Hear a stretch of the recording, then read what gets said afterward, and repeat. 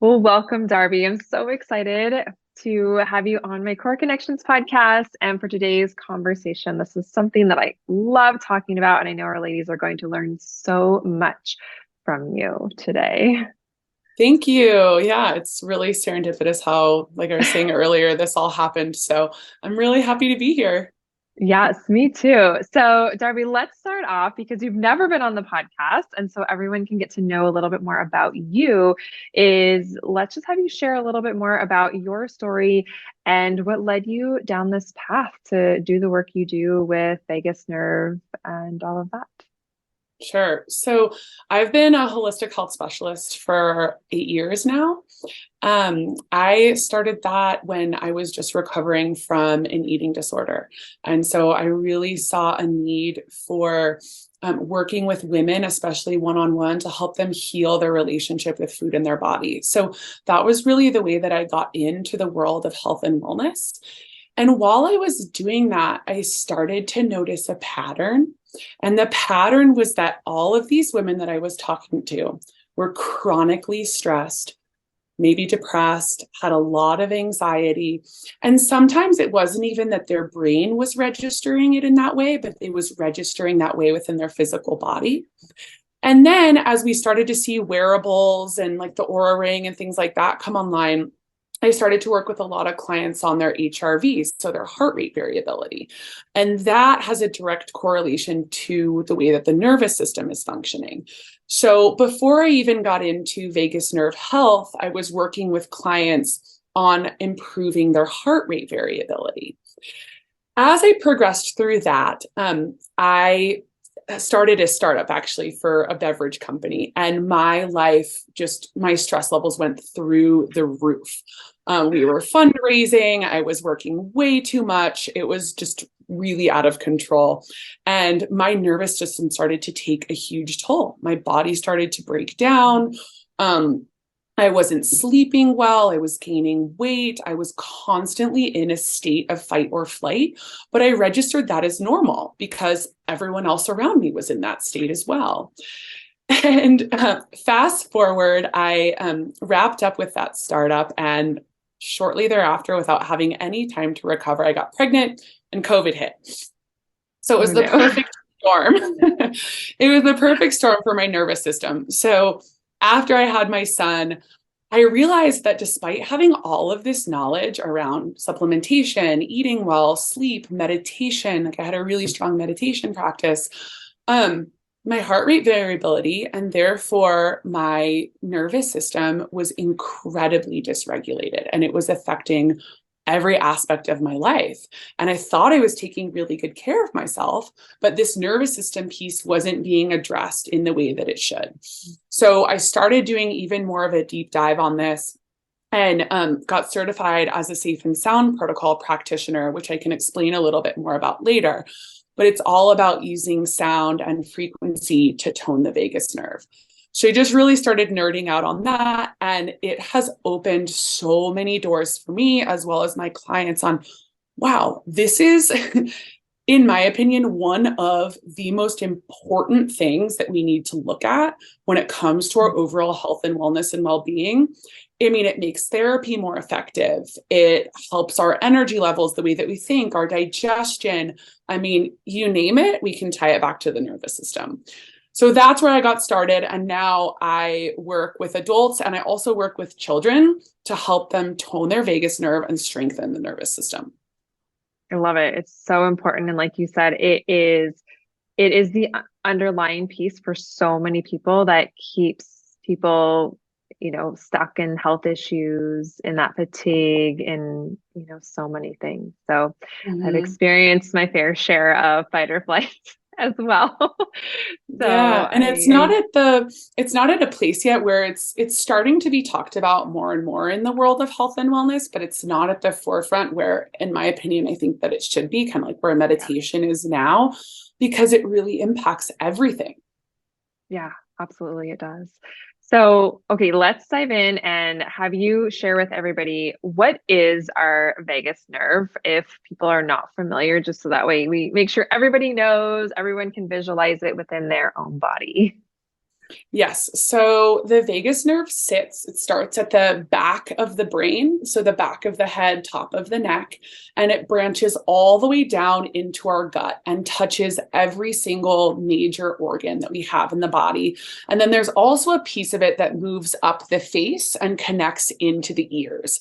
And so the main job of the vagus nerve is to keep us in our rest and digest state. So when we're in that state, also known as ventral vagal, we are able to connect, we can feel grounded, we can think clearly, sleep well, our digestion is optimized.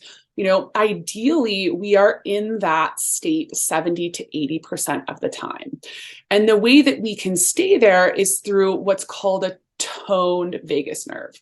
So that's a strong, healthy nervous system. A toned vagus nerve helps us stay in that ventral vagal, calm, rest and digest state more often.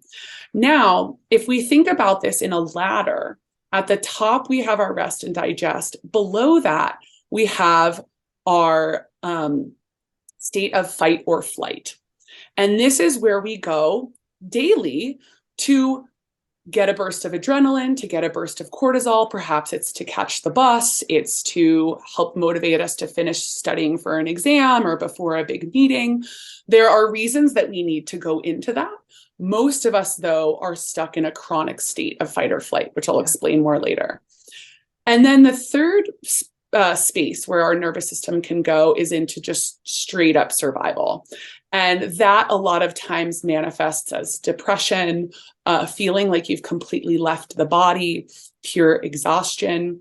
So throughout the day, like I said, we move through those three states quite often. Now, what happens is due to chronic stress, exhaustion, illness, trauma, we get easily stuck in a state of fight or flight or in a state of survival. And it becomes really difficult for us to move out of that state back into our rest and digest, or we more easily fall into the state of fight or flight or survival because we're not strong enough, we're not resilient enough within our nervous system. So something very small will set us off. Yeah, great explanation. I like to think of it as, I'll talk about stress with, within the population of moms and women. And I feel like, we have this baseline of stress, which is basically that fight or flight. And so many of us are living in that base stress that's like way heightened all the time. And we need to learn how to bring ourselves out of it. And it's really interesting. And this is my personal experience from the work I've done. And Darby, please add to this anything. But I know for me, prior to 2018, when I had a lot of health things happen, I realized I had previously been stuck in fight or flight, basically what felt like probably 24/7. And then as I was doing deeper work on myself and started really working to calm my nervous system, I started to be able to feel this variation where I could actually come out of it. And it's really interesting that it feels, it's almost like a crazy foreign feeling when you first start to feel it. Do you feel the same way about it? Yes. So it's really funny clients say that you talk about that. One of the things that I really work with clients on is the integration after we're working on the vagus nerve, because all of a sudden we're in this state of rest and digest that we're really not used to being in. And you would think that, oh, it'll be such a blissful place and I'll feel so good all the time. And yes, I mean, that is where we want to be. But again, it's so foreign that we have to do a lot of integration into it's okay to feel like this. It's okay not to feel stressed.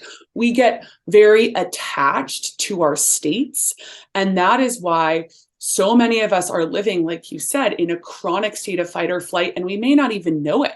We may not even register it because it's our new baseline. And when we move out of it, we go, oh, I'm breathing more easily. Wow. Or I didn't know I could sleep 8 hours straight. That's amazing. Or I can handle my son's tantrums with so much more ease. So it is, to your point, it's a very foreign state for a lot of people. And we have to also, from a self-worth perspective, work on the feeling of, oh, it's okay for me to actually feel good. It's okay for me to feel rested. If funny enough, a lot of us have a very hard time with that, especially in the world that we live in nowadays. It's like if you're not working, stressed or super productive, you're not producing and you're not worthy. Yeah. Yes, that is a very good point. So for me, and this is just my personal experience, is I felt for me when I really started to feel this initially was I felt like I had more space in my life, space within my body. And I don't know if that makes sense to maybe everybody listening, but that's my personal experience. And I've seen that with clients too. And it's just very interesting when all of a sudden you start to feel that, like you said, it feels so foreign. And then all of a sudden we want to latch on and like throw things on our plate again, fill back in that void, or it feels like a void almost initially because you're like not used to being like, wait, can I actually sit down? Like, can I give myself permission to relax a little bit, to chill the heck out is what I feel like that's what we need to learn to be able to give ourselves permission to do that. I think the permission thing, I always feel like, I don't know, do you find that comes up with your clients? Like you literally, they need someone to say, it's okay for you to actually not be so busy all the time. Yeah, it's like rewriting your story as well, because you're rewriting your physical baseline. And so with your nervous system, and so now we need to rewrite the baseline of your thoughts. And so our thoughts have been working in tandem with this old operating system of go, go, go all the time. And that also has been imprinted into us in our society since we were very young. So now that your physical body is moving more slowly, we have to work on changing the story too. And so that's where a lot of this like holding space comes in for me with clients is how do I help you learn to rewrite your story to be more calm, to create more space for yourself and to still feel worthy in that space. I love it. I love it. Okay, Darby, let's talk about the polyvagal theory. You're gonna break that out for everybody. I feel like it's a word that a lot of people have heard about, but do we really know what it really means? So can you talk about that? Yeah, so the basis for polyvagal theory is that we operate in those three kind of nervous system states that I explained. So the top one being ventral vagal, that's ideally where we want to be 70 to 80% of the time, calm, rested, co-regulating with those around us. Below that is sympathetic. So that's our fight or flight. And then at the very bottom is our dorsal vagal, which is when we're operating from just pure survival. So the idea of the polyvagal theory is that we as humans move through that autonomic ladder of the nervous system on a daily basis. Now, another part of what's really beautiful about the polyvagal theory is what we call co-regulation. So it's the idea that we all co-regulate with one another. And it's a really beautiful theory is if you think of it on a collective level, is that if we ourselves are regulated with our nervous system and the way that we show up in the world, we are automatically going to set a precedence of co-regulation for those around us. So it's the energy that we bring, it's our facial expressions, it's the tone of our voice that helps those around us then co-regulate within their nervous systems. So like I said, if you think about this on a collective level, when you align yourself, you help align the world. It's like put your oxygen mask on first, and then it's going to help all of those around you. So that's one of my favorite parts about the polyvagal theory is how important that is and how important it is to focus on yourself. The other piece that's really interesting is this idea of neuroception. And so when we are operating in a place of feeling unsafe within our bodies, we're registering the world as feeling unsafe. What we're doing is we're using something called neuroception, different from perception. So perception is when we actually use our eyes and our ears to get an understanding of what's around us. Neuroception is completely subconscious. So we don't know that it's going on, but it is our body assessing a situation and then relaying back to us physically whether we are safe or not. And so that is where, you could be sitting at home with a friend having a cup of tea, and your body could be registering that space as being unsafe. even though it is a safe space. And that is because your neuroception could potentially be off or dysregulated because you have a dysregulated nervous system. And so, like I said, I work with adults and with children, and we'll see this happen a lot with kids where they have complete emotional dysregulation, even though they're safe at home in their crib or with their parents, or we have that when even the smallest thing goes wrong. So when we start to work with the vagus nerve and tune it to be stronger, our neuroception is more in line. So we're not picking up someone's facial expression or a kind of food that we don't like as threatening. So when we talk about neuroception, so that's the way that we're perceiving the world around us. We talk about that autonomic ladder that we're moving up and down. Those are really key pieces of the polyvagal theory that really make the way that we react to certain situations more understandable. And we can bring this element of compassion to people that maybe have done things that we really disagree with, or to ourselves when we act in a way that may not be in line with who we really are. And that's because we're operating from our nervous system. We're not operating from our cognitive mind. When we are in fight or flight, or we are in survival, we can't reach those higher states of consciousness. We can't reach, what our therapist told us last week, or the different ways for us to regulate. We are purely in, I need to survive. How do I get out of this situation? So again, it just offers a lot of compassion for ourselves, especially to understand that, okay, I was doing the very best that I could with what I had and with the state that my nervous system is in. And as I continue to regulate it, I will then be able to handle the stressors of life with more ease. Yeah, I love that. And I will talk about it sometimes with my ladies about going from, like you said, like reacting to situations to working on responding to situations. And I feel like even just listeners like thinking about those two words and how they feel different in your body, because when you feel like you're reacting to situations where you may say like Darby, like you were saying, like you might react in a way that you really didn't like, or things like that, like knowing that you actually can work to shift that, I think is so powerful. I think too, like as we get older, so many people think, oh, well, but I'm, is it worth even working on myself? And I know you and I both say, absolutely. It's never too late to start working on shifting, the personal development, the nervous system, all of this work.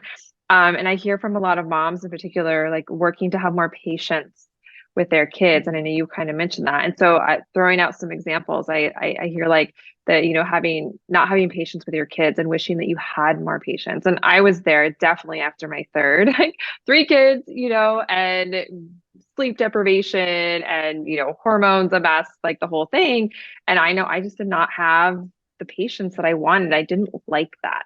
So I was super aware of it. And in time was able to really work on shifting that. And I just always want to encourage moms listening that may be there, that you can work on that. But the fact that you even are aware of it, I really think is like a very big first step, right, Darby? Is like that first is the awareness piece. I always like the example, and feel free to share any others, of like when you're driving and someone may cut you off and you might get all, kind of pissed off about it, but looking at it differently and being like, oh, well, I'm so grateful that I didn't get an accident, right? Because you getting pissed off doesn't change what that person did. All it does is continue to negatively affect your nervous system. Mm-hmm, exactly.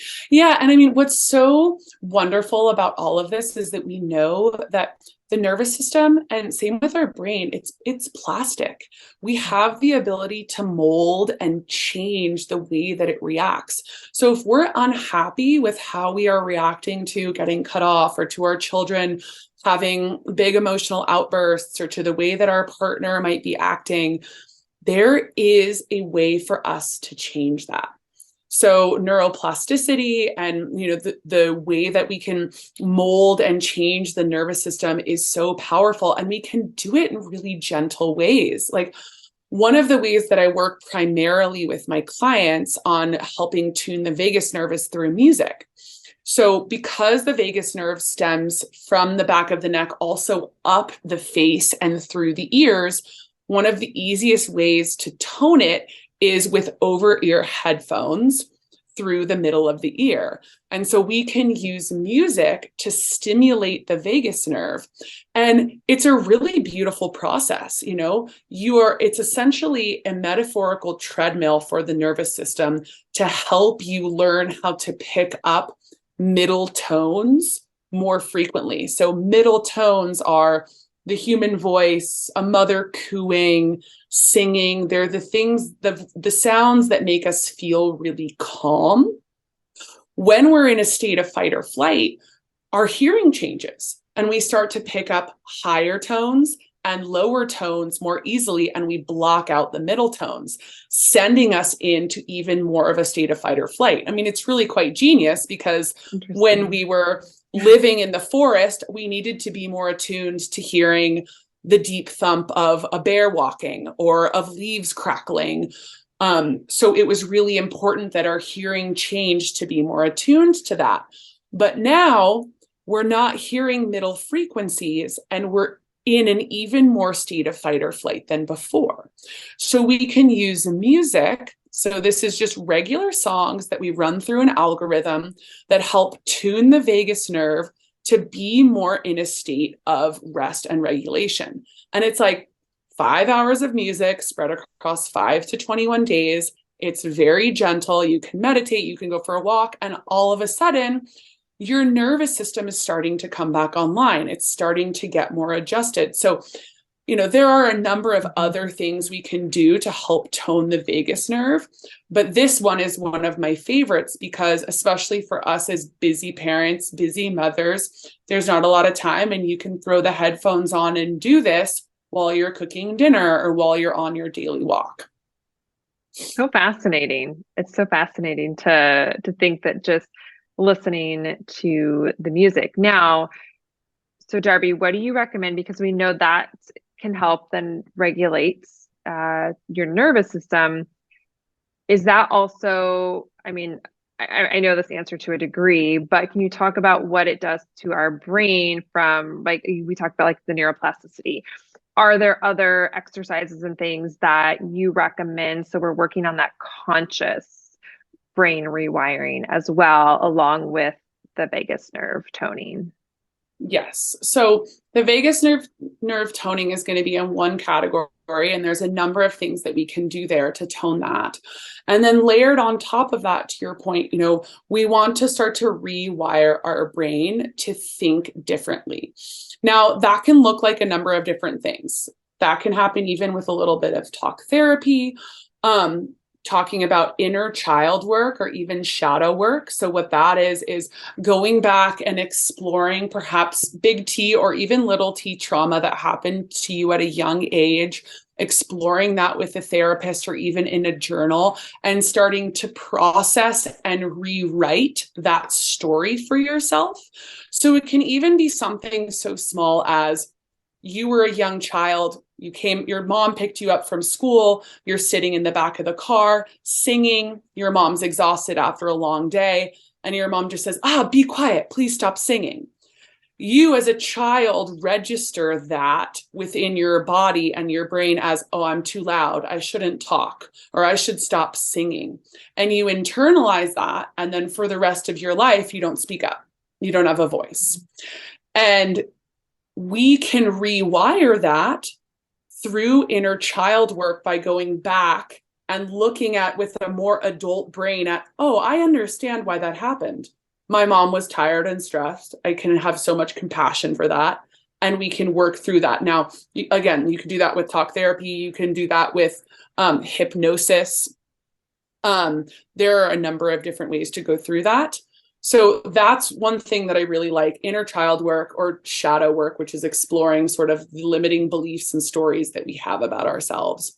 And then there's, EMDR, there's there's like a number of different things that you can do. Another thing that I love that's just kind of not a quick fix, but it's a really interesting strategy is brainwave entrainment. So this is, again, as you can tell, I'm a big fan of using music to help get your body and your nervous system regulated. But brainwave entrainment is using binaural beats. So binaural beats are a certain kind of music that helps our brain get into a frequency. So we have 5 frequencies that we operate in based on the outcome that you're looking for. So we have a brainwave that is helpful for creativity. We have a brainwave state that's helpful when we're trying to meditate. Another one when we're trying to learn or memorize.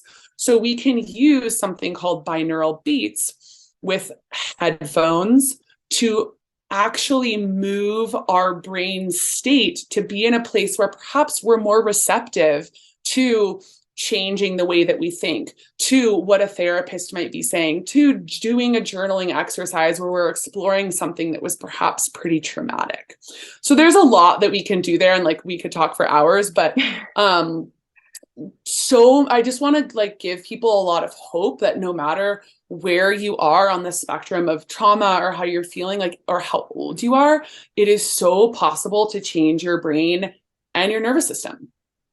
It's so fascinating. It's so, I mean, I've done a good amount of work myself, but so I love these conversations because I see so many people are stuck.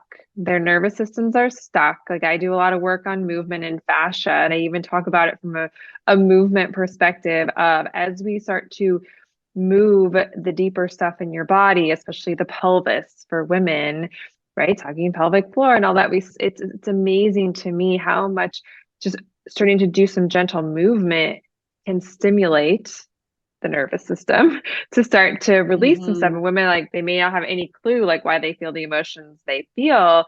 But I always say like, hey, if you're feeling these emotions, like work on releasing them. So I don't know if you have anything to add to that, what you see either within movement or as women are starting to work on their nervous system, work on themselves, and they start to feel things coming up, but they may not know where it's from.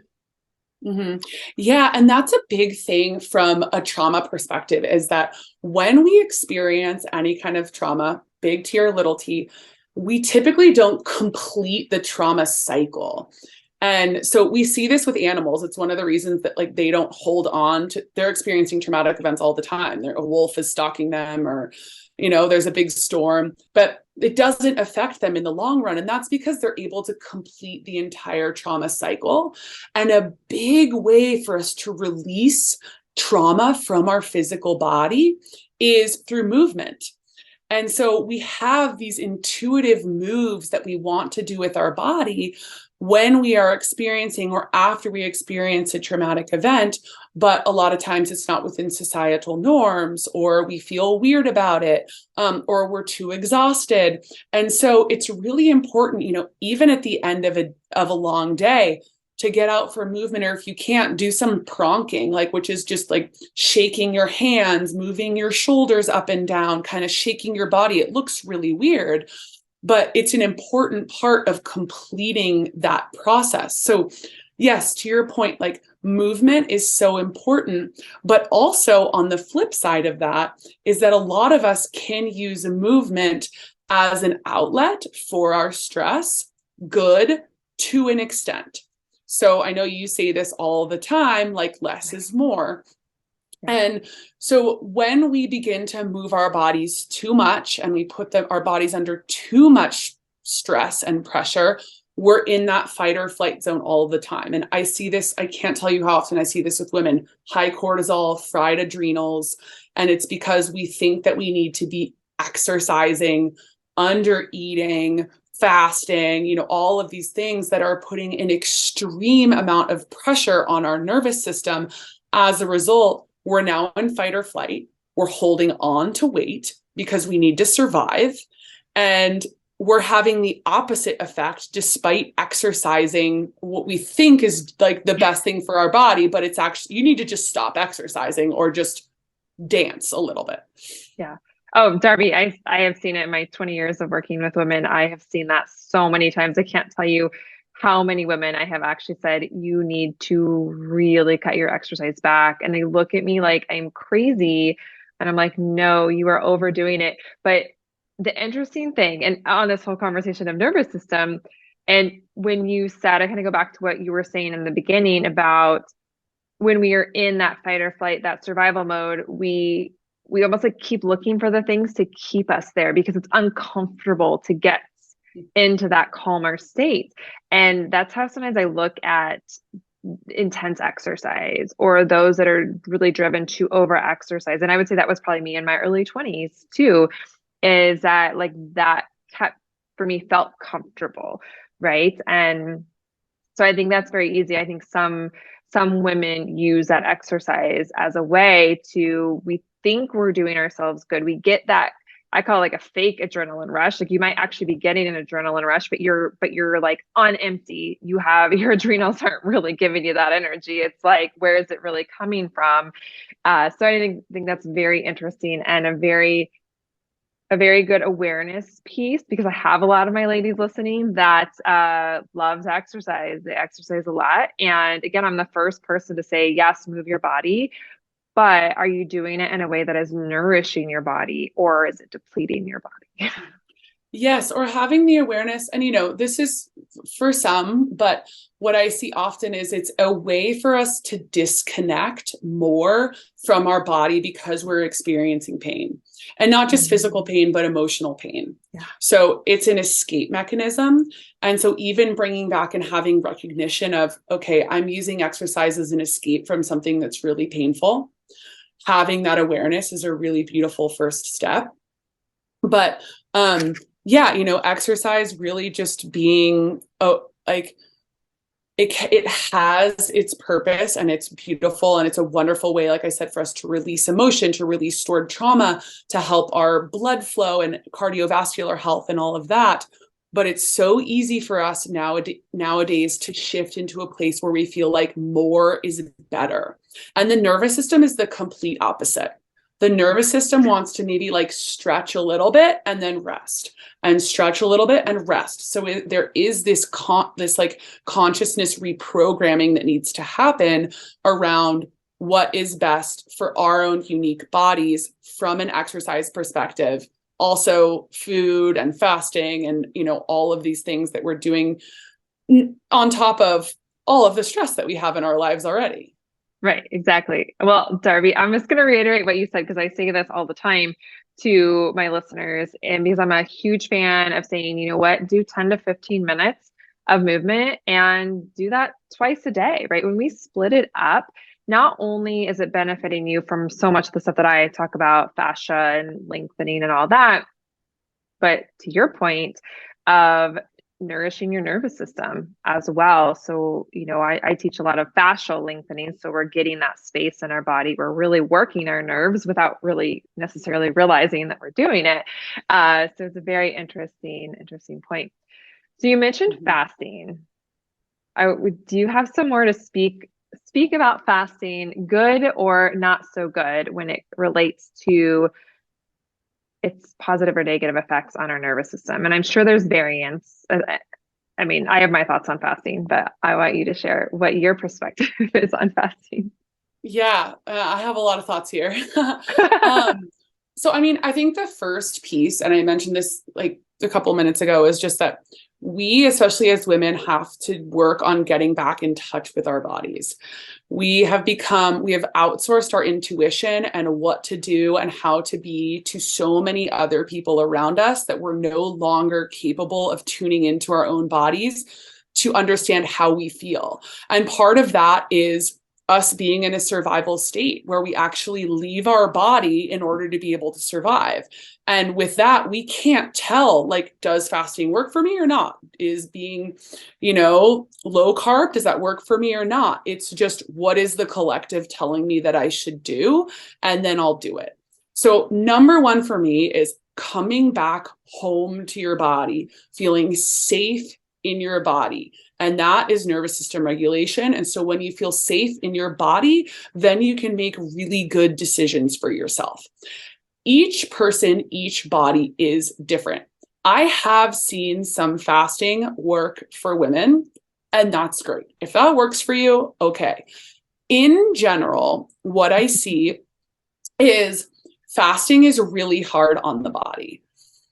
And most of the fasting research that we're seeing is done on men. It's not done on women, and it doesn't translate. So Yes, we see that, like, I just want to pause you on that for a second, because thank you for saying that. I agree with you wholeheartedly. I can support fasting for some, but for most women, especially aggressive fasting, let's say mhm. that, maybe a 12-hour fasting, 7 p.m. to 7 a.m. works for a lot of women, but like beyond that, especially for those with a dysregulated nervous system, when you're in that stress, you already have cortisol dysregulation, you've got adrenal dysregulation, that it can be so hard on you. And remember, most studies are done with men, and men tend Yes. to do better with fasting across the board, is what I see. So thank you for saying that, Darby. Yeah, yeah, that's right. We have to be really careful with the research that comes out. We need to do our own digging or find someone that we really trust. And that also comes back to, again, like what feels good within your own body, and coming back to that place of like actually understanding. A lot of people will say, like, well, what feels good to you? Most of us don't know, Yeah. because we're not in touch enough with our bodies to know. So we have to work on that first. But when it comes to fasting, yes, most of the research and studies are done on men. What I see with women, especially women pre-menopause, is it's putting too much stress on the body. And when we have that stress, it can work for a short period of time, but long term, we end up seeing adrenal fatigue, really, really high cortisol, weight gain, puffiness, lack of sleep, and even some infertility. So really, post menopause, I can actually see that it can be pretty effective for some women, but the hormonal balance is completely different at that stage and that point of your life. So Yeah. I'm not a fan of fasting at all. I'm not a fan of caffeine on an empty stomach.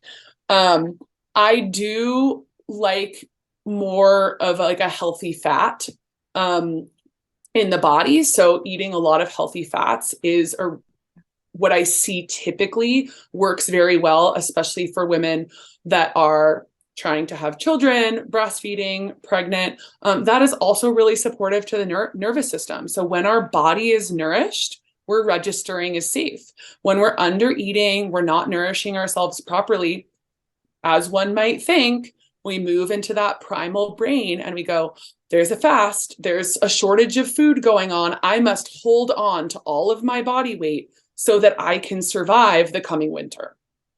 Yeah, we just released an episode a couple weeks ago talking about eating more and boosting your metabolism with actually eating more food. So I think it's, for those of you listening, if you haven't listened to that episode, it's a great one to just get a little bit more education around making sure you're eating enough food, because I see it all the time too. Women not all, but a lot of women are not eating enough food and not nourishing their body enough. Mm-hmm, mm-hmm. Yeah, and it's coming back to like our nervous system and the way that that is reacting to whether we're getting enough nourishment, whether we're getting enough water, whether we're getting enough sleep, and how that helps us feel whether we're in a safe state or not. Yeah, absolutely. So, Darby, what are you seeing are some of the biggest reasons that are leading up to just such a massive amount of a dysregulated nervous system? And you can speak to it with, kind of the mom, women population and kids as well, because I know we've got a lot of kids with dysregulated nervous systems as well. Yeah. Yeah. I mean, the first is just the times that we're in right now, from a like short-term perspective, we're all just coming out of COVID, which was an incredibly stressful time. And we haven't really done like a collective sort of sit or think on how difficult that was. It's kind of like, okay, on to the next. But our bodies still hold that trauma within them. Even if we've processed it mentally and, we've done some work in therapy or whatnot to move past that, some of that trauma still lives in the body. So that can really manifest in nervous system dysregulation. So that is a huge part. We're also just seeing complete overworking. And it's, for some of us, it's really hard to avoid. And there are things that we can do to help regulate that.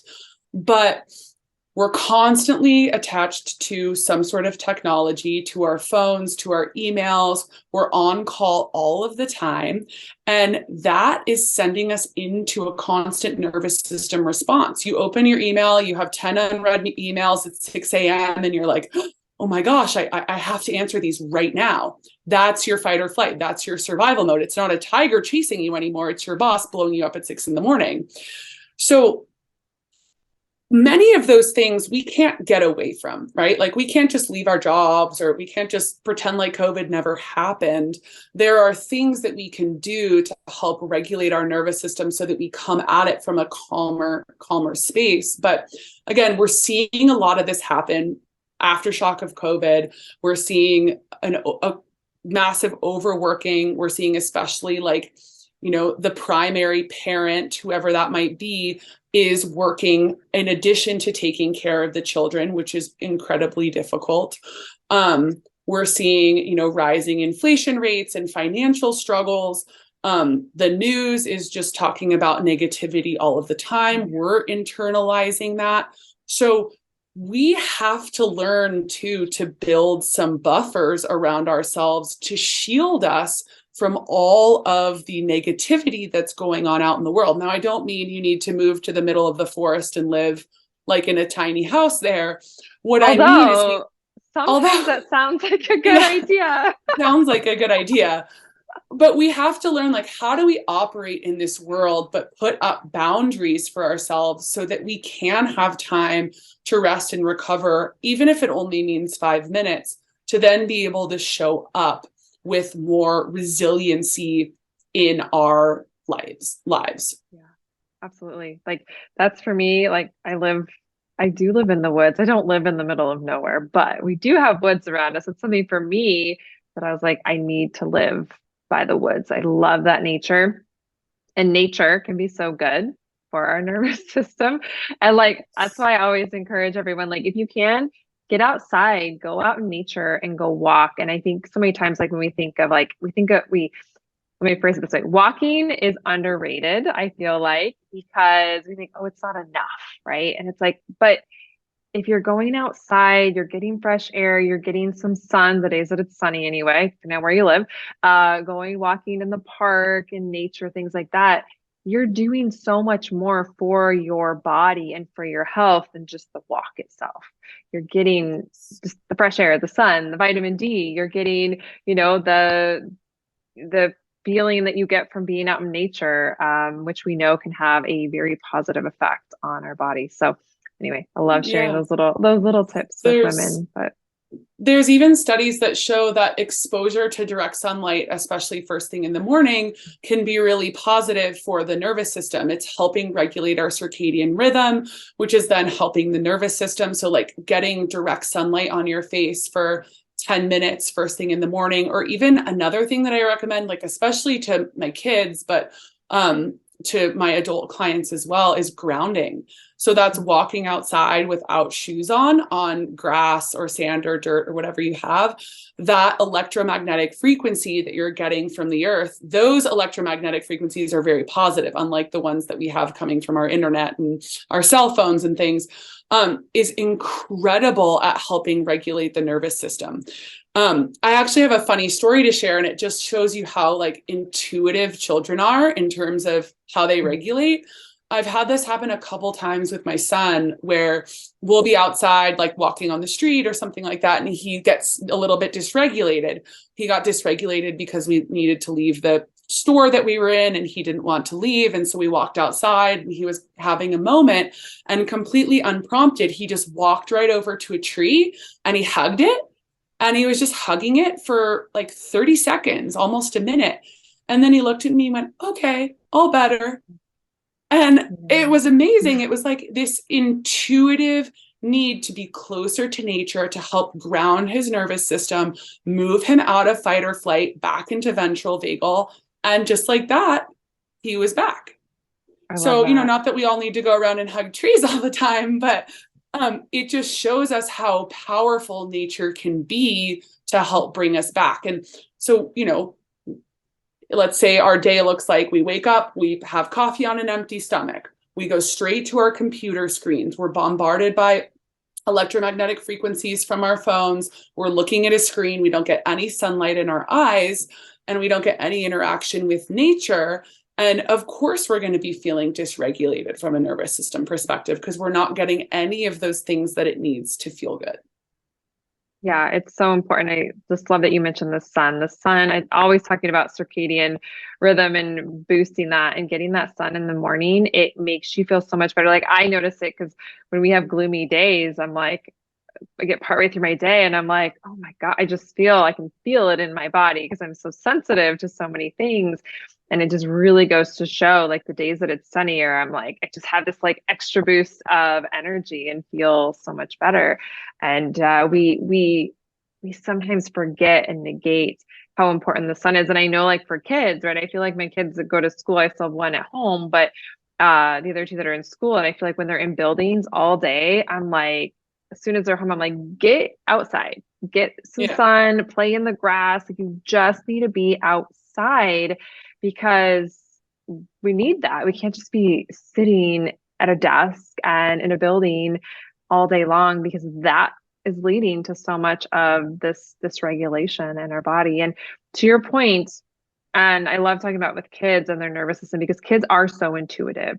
And if we can have these conversations on a very basic level with kids, if you as a mom, as a woman can start to understand this within your own body, and then you start to open up your kids' eyes to it, we can actually help our kids to stay so much more grounded and intuitive with themselves and minimize them losing it so much as they get older because we have this knowledge now to be able to teach them. That's just something I love. I get so passionate about health and things with kids. Yeah, yeah. I mean, I practice deep breathing with my 2-year-old. And you would think, like, what, a 2-year-old doing deep breathing?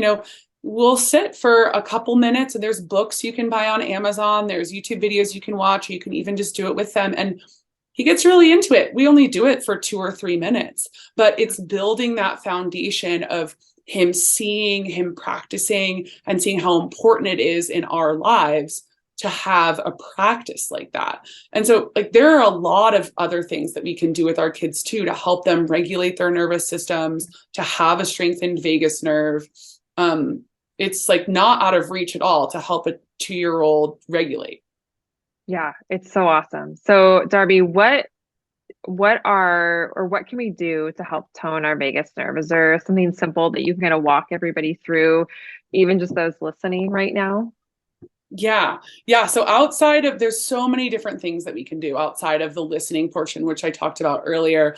A big one that's very trendy right now that's can be a little bit intimidating is cold exposure is incredible for toning the vagus nerve. Now, that doesn't mean that you need to jump into a cold lake every single day. While that would be fantastic, we can start small. So for some, a cold shower, especially here on the back of the head where the vagus nerve starts, can be very effective. But even smaller than that, splashing your face with cold water, or for kids, I have super cold ice water in a water bottle can be another really effective way to help stimulate the vagus nerve because it's attached here at the back of the throat. So really just like that's a really simple way to start to integrate cold therapy into your life.